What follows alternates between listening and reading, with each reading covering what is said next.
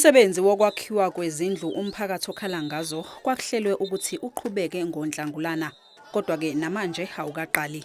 Izakhamuzi ezinganeme ngokumiswa kwalolu hlelo zivale umgwaqo ngamathaya avuthayo namhlanje ekuseni ezibhikisha. Zifuna ukuthi kuqhubeke ukwakhiwa kwezindlu ezathenjiswa zona. Okokoko umasipala wethu esithembisa ngokuthi uzasakhela izindlu.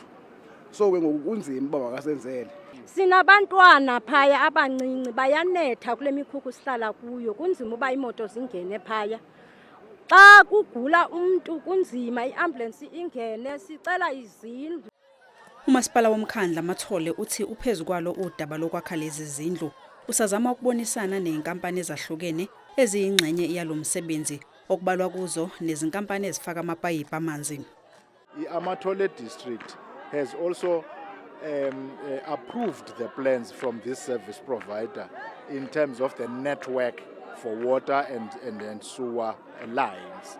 So, and secondly, they are going to extend the sewer ponds because they were not that big to accommodate this incoming community into that.